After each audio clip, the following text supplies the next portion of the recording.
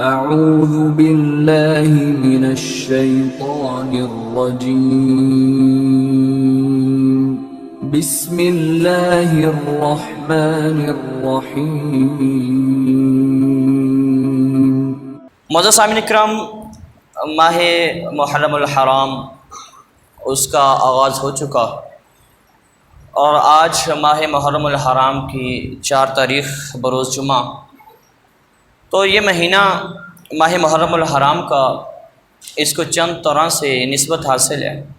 اس کو جناب امام المسلمین، امیر المؤمنین، امام العادلین، فاروق اعظم جناب حضرت سیدنا عمر رضی اللہ تعالی عنہ اس سے بھی نسبت ہے۔ یکم محرم الحرام کو سیدنا عمر فاروق رضی اللہ تعالی عنہ کی شہادت کا دن ہے، اور پھر اس مہینے کو نسبت ہے امام علی مقام، نواسہ رسول، جگر گوشہ بطول، فرزند علی جناب حضرت امام علی مقام امام حسین رضی اللہ تعالی عنہ اور آپ کے رفقا کی جو شہادت وہ 10 محرم الحرام کو، اس حوالے سے بھی اس ماہ مقدس کو کیا ہے، یہ نسبت ہے امام علی مقام سے بھی۔ تو میرے آج کا جو موضوع ہے وہ حضرت سیدنا عمر فاروق رضی اللہ تعالی عنہ کی محبت اہل بیت سے، نبی کریم علیہ الصلاۃ والسلام سے، اور نبی کریم علیہ الصلاۃ والسلام کے اہل بیت سے امام حسین اور امام حسن رضی اللہ تعالیٰ عنہ اور دیگر سے آپ کی محبت، اس حوالے سے آج کچھ گوش گزار کرنا چاہوں گا۔ سب سے پہلے تو یہ بات سمجھے کہ اللہ تبارک و تعالیٰ نے یہ جو میں نے آیت کریمہ آپ کے سامنے تلاوت کی، یہ اللہ تبارک و تعالیٰ نے اس وقت نازل فرمائی جب سیدنا عمر فاروق رضی اللہ تعالیٰ عنہ ایمان لے کر آئے، دائرہ اسلام میں داخل ہوئے اور اپنی اسلام قبول کیا۔ اس وقت اللہ تبارک و تعالیٰ نے یہ آیت کریمہ نازل فرمائی اور فرمایا کہ یا ایھا النبی حسبک اللہ ومن اتبعک من المؤمنین، اے نبی علیہ السلام آپ کو کافی ہے اللہ تبارک و تعالیٰ کی ذات، حسبک اللہ آپ کو کافی ہے اللہ کی ذات، ومن اتبعک من المؤمنین اور آپ کو کافی ہیں وہ لوگ جو ایمان لائے اور جنہوں نے آپ کی پیروی کی، ومن اتبعک جنہوں نے آپ کی پیروی کی وہ بھی آپ کو کیا ہیں، کافی ہیں، اور اللہ تبارک و تعالیٰ کی ذات بھی آپ کو کیا ہے، کافی اور وافی ہے۔ سیدنا عمر فاروق رضی اللہ تعالیٰ عنہ، فاروق اعظم رضی اللہ تعالیٰ عنہ کو بڑا مقام حاصل ہے۔ نبی کریم علیہ الصلاۃ والسلام نے جناب حضرت عمر فاروق رضی اللہ تعالیٰ عنہ کو اللہ تبارک و تعالیٰ سے مانگ کر لیا۔ نبی کریم علیہ الصلاۃ والسلام نے جب اللہ تبارک و تعالیٰ کی وحدانیت اور توحید کی تبلیغ شروع کی اور لوگوں کو اللہ تبارک و تعالیٰ کی معبودیت، توحید، وحدانیت کی طرف نبی کریم علیہ الصلاۃ والسلام نے بلانا شروع کیا، تو وہ بڑا کٹھن مرحلہ تھا، مشکل دور تھا، اور قدم قدم پر آزمائشیں تھیں، امتحانات تھے، اذیتیں تھیں، تکالیف تھیں، مصائب تھے، آلام تھے۔ نبی کریم علیہ الصلاۃ والسلام کو کئی مرتبہ تکلیفوں کا سامنا کرنا پڑا، زخموں کا سامنا کرنا پڑا، اذیتوں کا سامنا کرنا پڑا۔ جب میرے محبوب علیہ الصلاۃ والسلام نے اللہ تبارک و تعالیٰ کی وحدانیت کا نعرہ لگایا اور لوگوں کو اس کی جانب بلوایا، تو قریبی رشتہ دار بھی نبی کریم علیہ الصلاۃ والسلام کے مخالف ہو گئے تھے۔ ایک دفعہ نبی کریم علیہ الصلاۃ والسلام کہیں تشریف لے جا رہے تھے تو ابو جہل جو نبی کریم علیہ الصلاۃ والسلام کا دشمن بھی تھا اور ہمہ وقت وہ اس کوشش میں لگا رہتا تھا کہ نبی علیہ السلام کو کوئی تکلیف پہنچائی جائے۔ ایک دفعہ میرے محبوب علیہ الصلاۃ والسلام حضور نبی تاجدار صلی اللہ تعالیٰ علیہ وسلم تشریف لے جا رہے تھے۔ ابو جہل نے نبی کریم علیہ الصلاۃ والسلام کو دیکھا تو میرے محبوب علیہ الصلاۃ والسلام کے پیچھے چل پڑا اور اس نے ایک نوک دار پتھر لیا اور حضور علیہ الصلاۃ والسلام پر حملہ آور ہو گیا۔ نبی کریم علیہ الصلاۃ والسلام پر جب حملہ آور ہوا تو پتھر سے میرے محبوب علیہ الصلاۃ والسلام کے جسم کو زخمی کر دیا اس نے، اور نبی کریم علیہ الصلاۃ والسلام کے جسم مبارک سے خون بہنے لگا۔ خون، حضور علیہ الصلاۃ والسلام کے جسم مبارک سے جب خون بہا، میرے محبوب علیہ الصلاۃ والسلام سیدھا بیت اللہ شریف کے اندر تشریف لے گئے اور سر سجدے میں رکھ دیا۔ سر سجدے میں رکھ کر اللہ کے حضور آنسو بھی بہاتے رہے، دعائیں بھی کرتے رہے۔ حضرت امیر حمزہ رضی اللہ تعالیٰ عنہ اس وقت مسلمان نہیں ہوئے تھے، لیکن نبی کریم علیہ الصلوۃ والسلام سے بڑی محبت کرتے تھے، حضور علیہ الصلوۃ والسلام کا ساتھ بھی دیتے تھے۔ نبی کریم علیہ الصلوۃ والسلام کو جب ابو جہل نے زخمی کیا نا، تو حضرت امیر حمزہ کو معلوم نہیں تھا، پتہ نہیں تھا۔ نبی کریم علیہ الصلوۃ والسلام بیت اللہ شریف کے اندر تشریف لے گئے۔ امیر حمزہ رضی اللہ تعالیٰ عنہ جناب آپ شکار پر گئے ہوئے تھے، اور جب شکار کر کے واپس آتے تھے نا تو ذرا اترا کر چلتے تھے۔ جب شکار سے واپس آ رہے تھے، اترا کر چلتے ہوئے جب واپس آئے نا مکہ کے اندر داخل ہوئے، تو دو لونڈیاں آپس میں بات کر رہی تھی اور کہہ رہی تھی، امیر حمزہ رضی اللہ تعالیٰ عنہ کو دیکھ کر یہ کہہ رہی تھی کہ اگر اس سے یہ معلوم ہوتا کہ ابو جہل نے اس کے بھتیجے کے ساتھ کیا سلوک کیا ہے اور کیا رویہ اختیار کیا ہے، اور اس کے بھتیجے کو ابو جہل نے کتنا زخمی کر دیا، تو اترا کر نہ چلتے۔ حضرت امیر حمزہ نے ان دونوں لونڈیوں کی بات سنی، کہنے لگے کہ تمہیں بات کیا ہے، کیا مسئلہ کیا ہو گیا ہے، ایسا واقعہ کیا ہو گیا میرے بھتیجے کے ساتھ کہ تم لوگ یہ باتیں کر رہے ہو۔ تو ان لونڈیوں نے بتایا کہ ابو جہل نے نا ابھی ہمارے سامنے تیرے بھتیجے کو لہو لہان کر دیا، زخمی کر دیا، نکیلے پتھر سے حملہ آور ہوا اور تیرے بھتیجے کو زخمی کیا، اور تیرے بھتیجے کے جسم سے خون بہنے لگا۔ حضرت امیر حمزہ رضی اللہ تعالیٰ عنہ نے جب یہ سنا نا تو پھر آپ کی چال بھی بدل گئی اور فٹافٹ گئے۔ مکہ میں داخل ہونے کے بعد یہ بات پتہ چلی تو سیدھا حرم کے اندر چلے گئے میرے محبوب کو تلاش کرتے کرتے، اور اس وقت کفار مکہ، ابو جہل، یہ لوگ وہاں پر بیٹھے ہوئے تھے ٹولیوں کی صورت کے اندر۔ تو جناب امیر حمزہ رضی اللہ تعالیٰ عنہ نے کیا کیا، کمان جس کے ساتھ شکار کر رہے تھے نا، وہ کمان ابو جہل کے سر کے اندر ماری اور اس کے سر کو پھاڑ دیا۔ ابو جہل چلاک تھا، اس نے کیا کیا، اس نے حضرت امیر حمزہ رضی اللہ تعالیٰ عنہ کو کچھ نہ کہا، اور یہ کہہ کر بات ٹال دی کہ مجھے غصہ آ گیا تھا۔ کیوں؟ اسے پتہ تھا کہ اگر یہاں پر میں نے کوئی جواب دیا یا رد عمل دیا نا، میں نے جھگڑا کیا تو بنو ہاشم سارے نکل آئیں گے تو خون ریزی شروع ہو جائے گی۔ اس نے نا خود برداشت کیا، زخم لہو بہہ رہا تھا اس کے سر سے، اور حضرت امیر حمزہ رضی اللہ تعالیٰ عنہ کو اور کچھ نہیں کہا۔ حضرت امیر حمزہ میرے آقا کو تلاش کر دیا۔ میرے آقا علیہ الصلوۃ والسلام نے بیت اللہ شریف کے اندر اللہ کے حضور سر سجدے میں رکھا ہوا ہے اور آنکھوں سے آنسو بہہ رہے ہیں۔ جناب امیر حمزہ رضی اللہ تعالیٰ میرے محبوب کو بلواتی ہیں، اے میرے بھتیجے کھڑا ہو، میں نے بدلہ لے لیا ہے، اے میرے بھتیجے کھڑا ہو، میں نے بدلہ لے لیا، اپنے آنسو صاف کر لے، اپنے خون صاف کر لے۔ میرے محبوب علیہ الصلوۃ والسلام لگاتار اللہ کے حضور سر سجدے کے اندر رکھا ہوا ہے، سر اٹھاتے نہیں ہیں۔ امیر حمزہ بار بار کہہ رہے ہیں، بار بار میرے آقا نے سر اٹھایا، سر اٹھا کر کہنے لگا، چچا جان مجھے اس کی ذرا بھی خوشی نہیں ہوئی کہ آپ نے میرا بدلہ لیا، مجھے اس کی ذرا بھی خوشی، مجھے اس کی کوئی پرواہ نہیں ہے کہ آپ نے میرا بدلہ لیا یا نہ لیا۔ پھر پوچھا، بیٹے بھتیجے تجھے خوشی کس طریقے سے ہوگی؟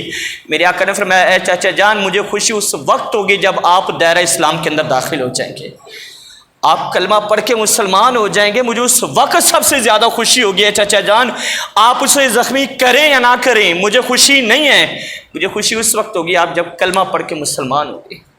اس وقت 38 مسلمان ہو چکے تھے، اور جناب امیر حمزہ رضی اللہ تعالیٰ عنہ نے میرے آقا کی یہ بات سنی، اور میرے آقا علیہ الصلوۃ والسلام کی بارگاہ میں حضرت جناب امیر حمزہ رضی اللہ تعالیٰ عنہ نے کیا کہا کہ آؤ پھر مجھے کلمہ پڑھاؤ، میں بھی دین اسلام قبول کرتا ہوں۔ دین اسلام قبول کیا۔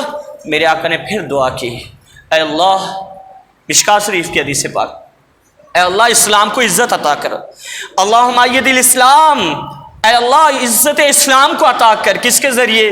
میرے آقا نے دعا کی، یا تو عمر بن حشام کے ذریعے یا عمر بن خطاب کے ذریعے اسلام کو عزت عطا کر۔ یہ دو میرے آقا نے فرمایا، عرض کی اللہ کی بارگاہ میں، اے مالک اسلام کو عزت عطا فرما، اسلام کی مدد فرما، اسلام کی تائید فرما، اسلام کو مضبوطی عطا فرما۔ کس کے ذریعے؟ عمر بن حشام کے ذریعے یا عمر بن خطاب کے ذریعے اسلام کو۔ عمر بن حشام ابو جہل کا نام تھا، ابو جہل، اور یہ ابو جہل کا نام تھا، اور عمر بن خطاب۔ میرے آقا نے دعا کی تو ادھر حضرت عمر فاروق رضی اللہ تعالی عنہ، انہوں نے کیا کیا، وہ ایک دن میرے کریم آقا علیہ الصلوۃ والسلام کی بارگاہ میں اس طریقے سے حاضری کے لیے آ رہے تھے کہ تلوار ننگے ہاتھ کے اندر پکڑی ہوئی ہے، اور ارادہ ہے محبوب علیہ الصلوۃ والسلام کو، تاجدار انبیاء علیہ السلام کو شہید کرنے کا، اور چلتے ہوئے آ رہے ہیں تو راستے کے اندر نعیم بن عبداللہ ملتے ہیں اور دیکھتے ہیں کہ عمر کا جو ارادہ ہے وہ اچھا نہیں ہے۔ حضرت عمر فاروق رضی اللہ تعالی عنہ سے کہا نعیم بن عبداللہ نے کہ کہاں کا ارادہ ہے؟ تو اس نے کہا کہ میرا ارادہ آج معاذاللہ نبی علیہ السلام کو شہید کرنے کا، میں آج خاتمہ کر دوں گا اور اس کوشش کو اور اس دعوت کو، اس تبلیغ کو میں مٹا دوں گا، میں جا رہا ہوں مسلمانوں کے نبی کو شہید کرنے کے لیے۔ تو نعیم بن عبداللہ نے کہا کہ اے عمر، نبی کی بارگاہ میں بعد میں جانا، پہلے اپنے گھر کی تو خبر لینا، تو اپنے گھر کے اندر میرے گھر میں کیا ہوا؟ تو نعیم بن عبداللہ نے کہا کہ تیرا بہنوئی اور تیری بہن اسی نبی کا کلمہ پڑھ کے مسلمان ہو چکے ہیں جس کو تو شہید کرنے کے لیے جا رہا ہے۔ نعیم بن عبداللہ نے کہا، وہ بولے کہ اپنے گھر کا حال بھی معلوم ہے تجھ کو؟ اپنے گھر کا حال بھی معلوم ہے تم کو کہ ہمشیرہ مسلمان ہو چکی معلوم ہے تم کو؟ میں تیری ہمشیرہ، ادھر جانے کا ارادہ تھا، ہمشیرہ کے گھر میں چلے گئے، راستہ بدل دیا۔ حضرت عمر فاروق رضی اللہ تعالیٰ عنہ راستہ بدل کر بہنوئی کے گھر کے راستہ اختیار کیا، اور ابھی دہلیز کی طرف جا ہی رہے ہیں کہ دروازہ بجانے لگے ہیں، اندر سے آواز آ رہی ہے کہ کوئی قرآن کی تلاوت کر رہا ہے، کوئی رب کا قرآن پڑھ رہا ہے، اور چہرہ غضبناک ہو گیا اور سرخ ہو گیا اور جسم کیا ہے غصے سے کانپنے لگا، دروازے پر دستک دی اور جان گئے کہ شاید میرا بھائی آ گیا۔ ہمشیرہ جان گئے، پوچھا کون؟ کہنے کہ عمر آیا ہوں میں۔ ہمشیرہ نے نا قرآن مجید کی تلاوت ہو رہی تھی، اوراق کے مقدسہ کو چھپا دیا، اور حضرت خباب رضی اللہ تعالیٰ عنہ قرآن پڑھا رہے تھے، ان کو بھی چھپا دیا، سائڈ پہ لگا۔ دروازہ کھولا تو عمر فاروق رضی اللہ تعالیٰ عنہ نے جلالی انداز کے اندر کہا کہ کس چیز کی تلاوت کر رہے تھے تم؟ کہ ہم اس کلام کی تلاوت کر رہے تھے جو کلام جبریل کے ذریعے اللہ نے اپنے محبوب کے اوپر نازل کیا ہے، اور جس کا ایک حرف پڑھا جائے اللہ 10 نیکیاں عطا کرتا ہے اور اللہ بے حساب عطا کرتا ہے۔ ہم اس قرآن کی تلاوت کر رہے ہیں، لا یمسہ الا المطہرون، جو اس کو ہاتھ لگاتا ہے باوضو ہو کر اور طہارت کے ساتھ ہاتھ لگاتا ہے۔ عمر فاروق رضی اللہ تعالیٰ جلالی انداز کے اندر کہا، بہن بات سن، تیرے پاس اتنا وقت ہے، تھوڑا وقت ہے، چاہے کلمہ چھوڑ دے، دین اسلام کو چھوڑ دے، نہیں تو میری مار کھانے کے لیے، تشدد برداشت کرنے کے لیے تیار ہو جا۔ بہن کہنے لگے، بھائی جو بن پائے نا وہی کرتا چلا جا، دو دل چاہے وہی کر، اس لیے کہ جب ہم نے اس نبی کے دامن کو پکڑ لیا ہے تو پھر ہماری آخری فیصلہ یہی ہے کہ جان جائے گی، لیکن اس نبی کا دامن ہاتھ سے نہیں جانے دیں گے۔ بھائی نے ایک تھپڑ مارا، دوسرا مارا، زور سے مارا، حتیٰ کہ بہن کے اوپر اتنا تشدد کیا، بہن زخمی ہو گئی اور خون بہنے لگا۔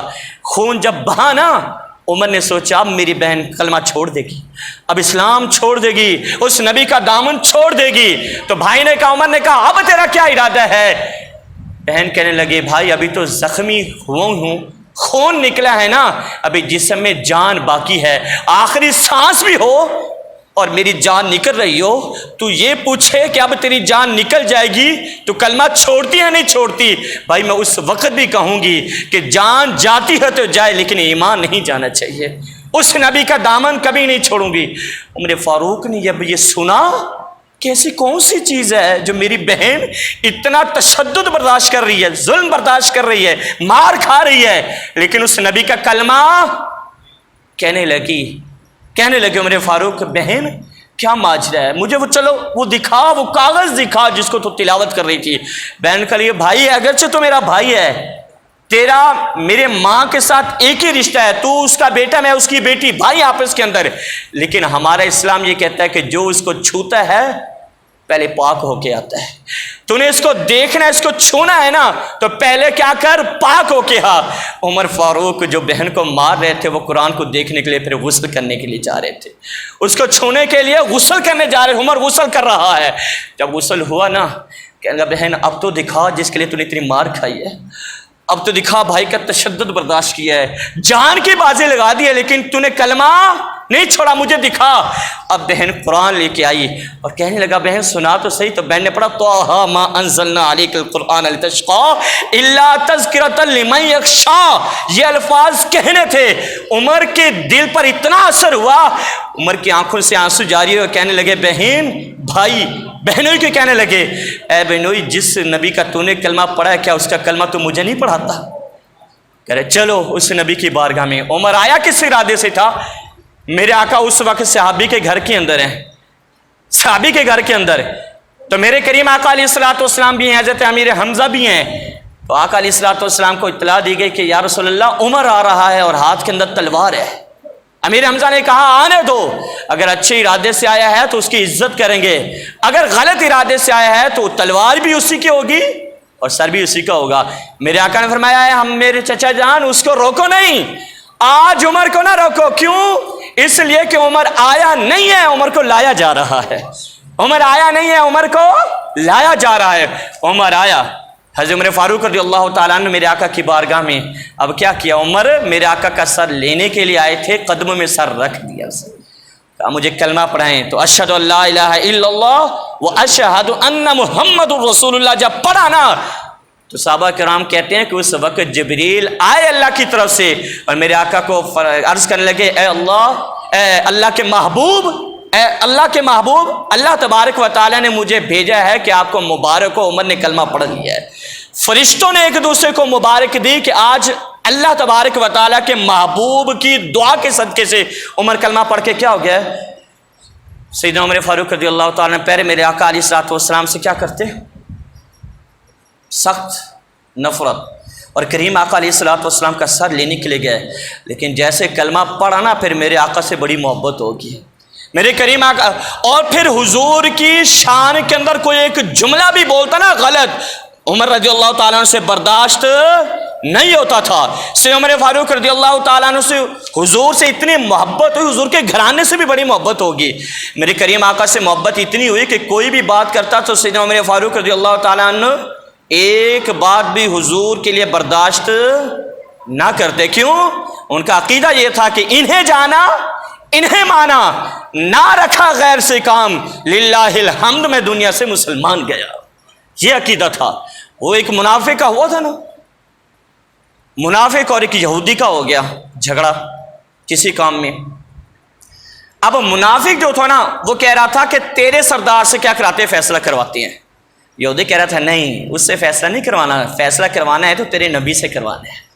اسے پتا تھا کہ اگرچہ میں یہودی ہوں لیکن اللہ نے یہ نبی ایسا ہے، ایسے یہ نبی تشریف لے کر آئے ہیں کہ یہ نبی رشتہ داری نہیں دیکھتے، یہ نبی یہ نہیں دیکھتے کہ اس کا میرا تعلق کیا ہے، یہ نبی علیہ السلام اگر فیصلہ کرتے ہیں تو حق اور سچ پر فیصلہ کرتے ہیں، انصاف پر فیصلہ کرتے ہیں۔ اب یہودی یہ کہہ رہا تھا کہ تیرے نبی علیہ السلام کی بارگاہ میں جا کر فیصلہ کرواتی ہیں، منافق کہہ رہا تھا نہیں تیرے سردار کے پاس چلتی ہیں۔ یہودی کو پتا تھا میرا سردار ایسا ہے، پیسے لے کر فیصلہ بدل لیتا ہے۔ اور آپ کو پتہ ہے کل جشن آزادی منایا جا رہا ہے، پاکستان کا مقصد کیا ہے؟ پاکستان کا نا ایک مقصد تو یہ تھا کہ ہم آزادی کے ساتھ اللہ کا ذکر کر سکیں، آزادی کے ساتھ نماز پڑھ سکیں، آزادی کے ساتھ اسلامی قوانین پر عمل کر سکیں، آزادی کے ساتھ نبی کریم علیہ السلام کے نعرے لگا سکیں۔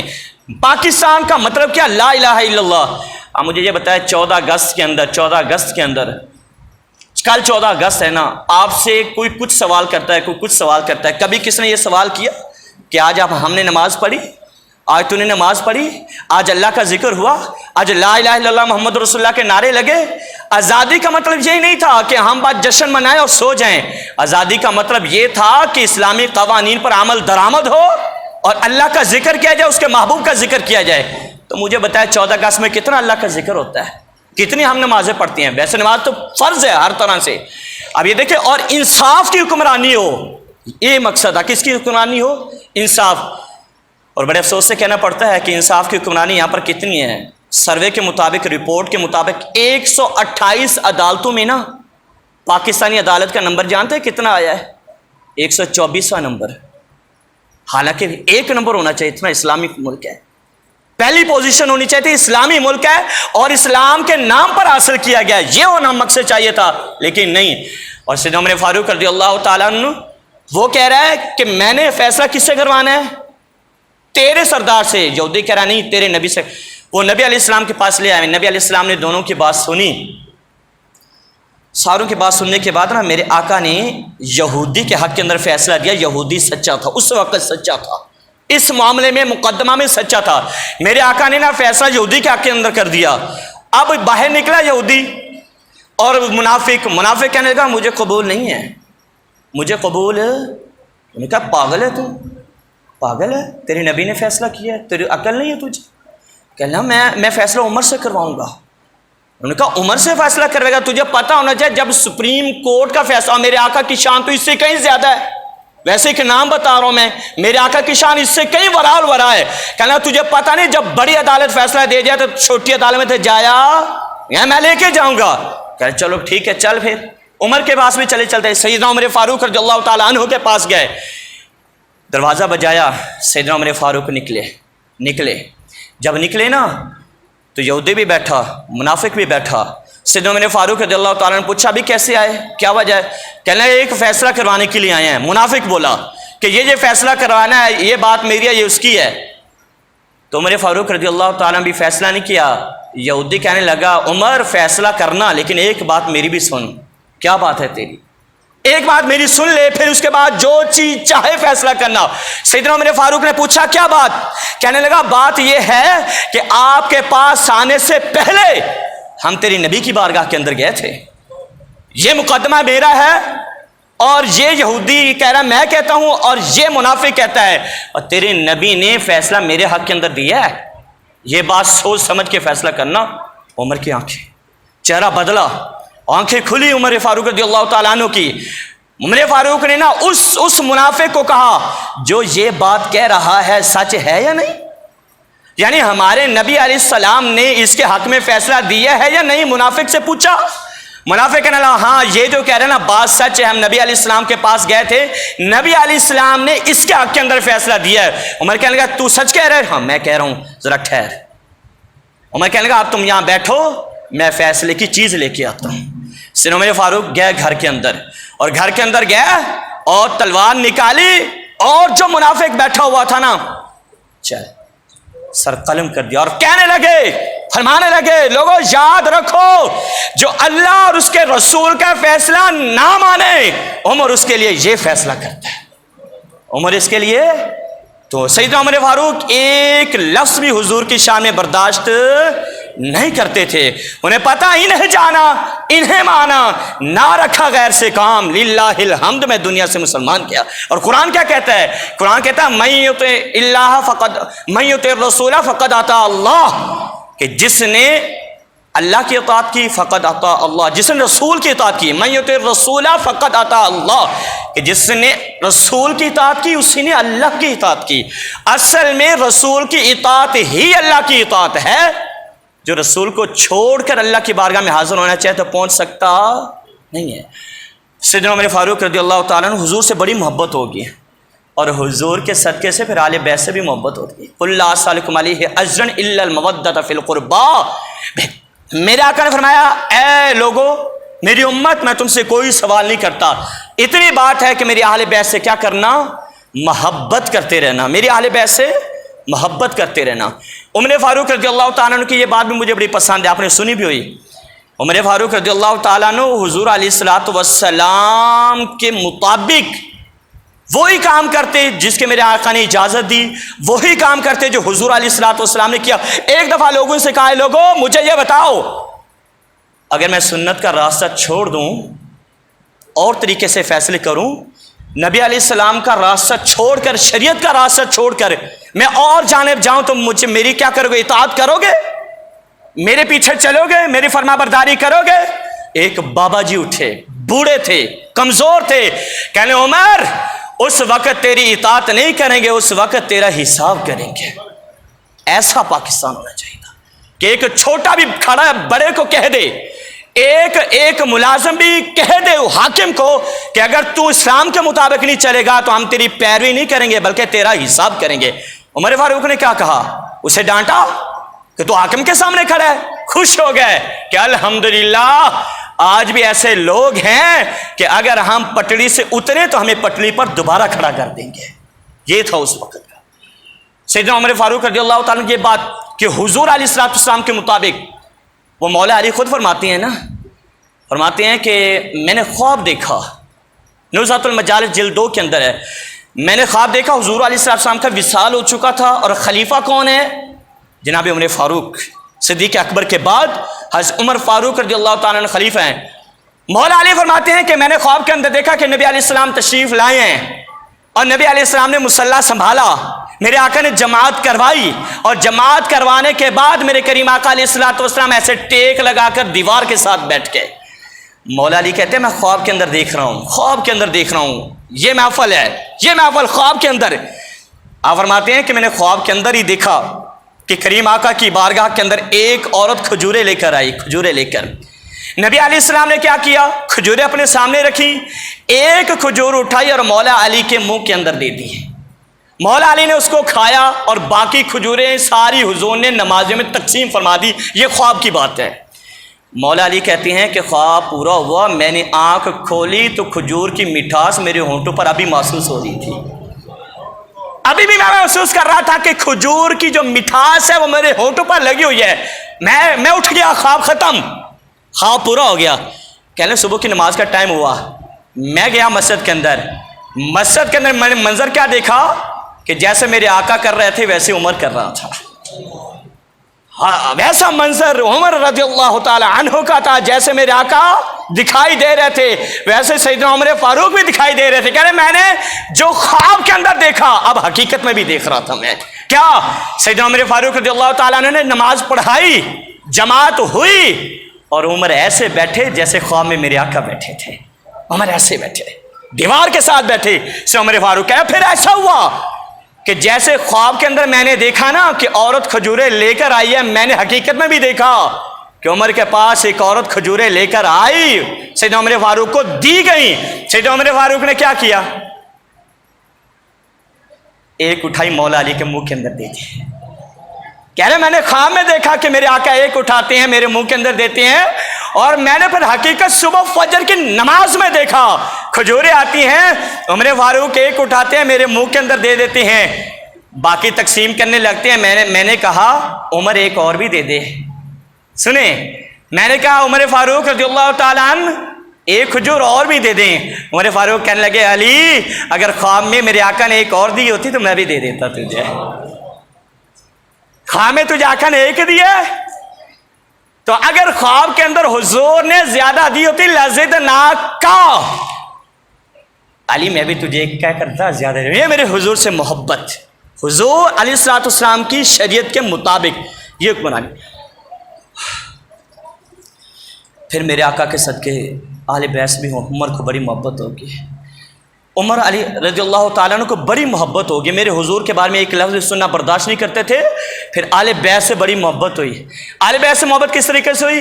ایک دفعہ حضرت امام حسن رضی اللہ تعالیٰ عنہ کا واقعہ ہے کہ سیدنا عمر فاروق کے دور خلافت کے اندر باہر کے لوگ آپ کو ملنے کے لیے آئے، اور آپ نا ان سے میٹنگ کر رہے تھے، اجلاس کر رہے تھے.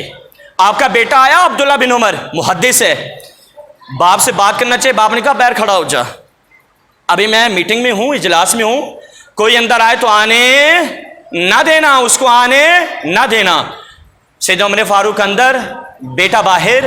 تھوڑی دیر میں امام حسن رضی اللہ تعالیٰ عنہ آ گئے، اور جب آئے نا تو آپ کے بیٹے سے عبداللہ بن عمر سے پوچھتے ہیں کہ خلیفۃ المومنین جناب حضرت عمر رضی اللہ تعالیٰ عنہ کہاں ہیں؟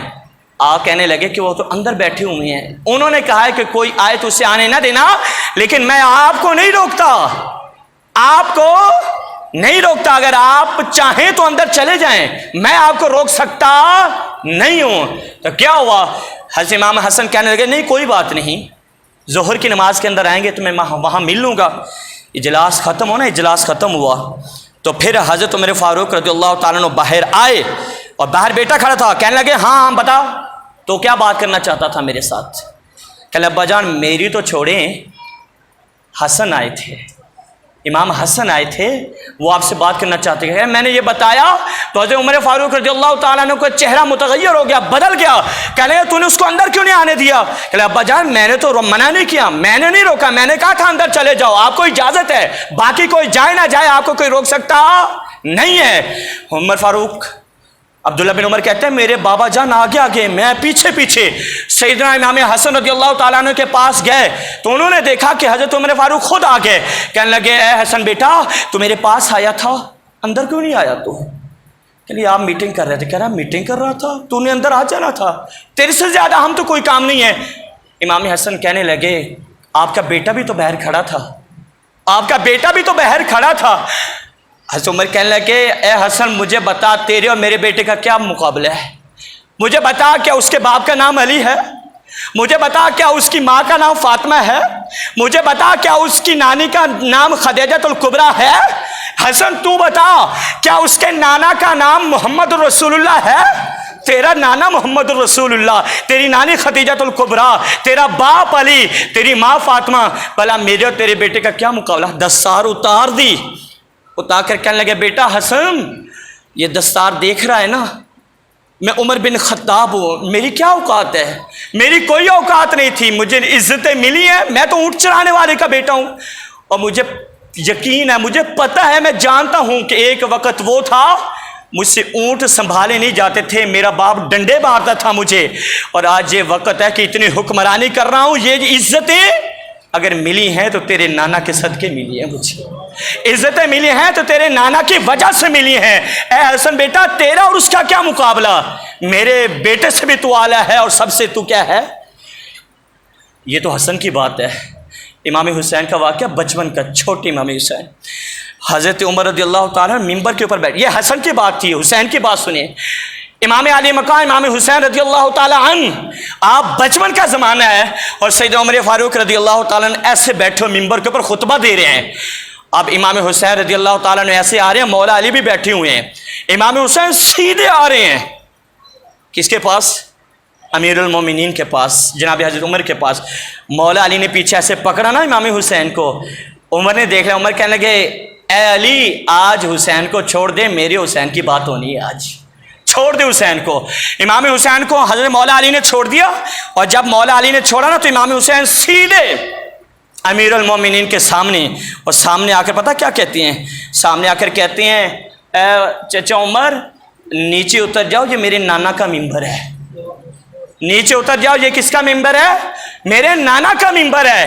مولا علی کہنے بیٹا حسین یہ کیا کر رہے ہو؟ حضرت عمر کہنے نہیں علی آج حسین کو نہ روک، حسین جو کہہ رہا ہے بالکل ٹھیک کہہ رہا ہے، اب جمعے کا ٹائم ہو، لوگ سارے بیٹھے ہوئے ہیں ممبر کے اوپر، اور یہاں بچہ میرے پاس آ جائے میں بات سنوں گا نہیں، اتنے بڑے بڑے بیٹھے ہیں، لیکن حسین تھے، وہ کیا تھے؟ اہل بیت رسول تھے، نواسہ رسول تھے، اور جگر گوشہ بطول تھے۔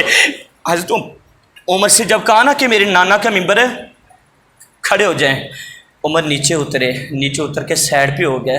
اب حضرت عمر فاروق خاموش کھڑے ہوئے ہیں۔ حسین معصومی سے کہنے لگے یہ میرے نانا کا ممبر ہے، آپ اپنے نانا کے ممبر کے اوپر جائیں۔ کہنے بیٹا میرے نانا کا تو ممبر ہی نہیں ہے، میرے نانا کا کوئی ممبر نہیں ہے، ممبر تو تیرے نانا کا ہے، میرے نانا کا تو ممبر ہی نہیں ہے۔ امام حسین کہنے لگے آپ کے نانا کا ممبر نہیں ہے؟ میرے نانا کا کوئی ممبر نہیں ہے۔ تو امام حسین کہنے لگے چلو ٹھیک ہے، پھر آپ میرے نانا کے ممبر پر ہی بیٹھ جائیں، پھر اسی پر بیٹھ جائیں، مجھے قبول ہے۔ سیدنا عمر فاروق رضی اللہ تعالیٰ عنہ دوبارہ ممبر کے اوپر بیٹھے اور کہنے لگے لوگوں میں اپنی مرضی سے ممبر پر نہیں بیٹھا تھا، مجھے ابو بکر نے ممبر پر بٹھایا تھا، آپ لوگوں نے بٹھایا تھا، اس لیے میں ممبر پر بیٹھا۔ آج مجھے حسین نے اتارا، میں اتر گیا، کیونکہ حسین کا حق ہے، اتار سکتا ہے، اس کے نانا کا ممبر ہے۔ اور لوگوں پھر مجھے حسین نے بٹھایا، مجھے پھر حسین نے کیا کر دیا ہے؟ بٹھا دیا ہے۔ حسین نے اتارا اور حسین رضی اللہ تعالیٰ عنہ نے بٹھایا۔ اب جب اس نے بٹھا دیا ہے تو کس میں جرت ہے کہ مجھے اتار کر دکھائے؟ کس میں جرت ہے کہ مجھے اتار کر دکھائے؟ مجھے بٹھایا کس نے ہے؟ امام علی مقام امام حسین رضی اللہ تعالیٰ عنہ نے۔ یہ آپ کی کیا تھی؟ محبت اہل بیت سے، میرے کریم آقا علیہ الصلوۃ والسلام سے، اور سیدنا عمر فاروق رضی اللہ تعالیٰ عنہ کی مناسبت سے۔ آج میں نے بیان کیا کہ یہ تو ان سے محبت کرتے تھے، اور ہم کہاں گھوم رہے ہیں؟ ہم تقسیم کر رہے ہیں، ہم توڑ رہے ہیں بدگمانیاں، یا جتنی بدگمانیاں کریں گے سارا وبال اسی کے اوپر آئے گا۔ لیکن وہ اہل بیت کے تھے اور اہل بیت ان کے تھے، وہ ان سے محبت کرتے تھے اور وہ کیا، ان سے عقیدت رکھتے تھے۔ اللہ ہمیں بھی عقیدت رکھنے کی توفیق نصیب فرمائے، آمین۔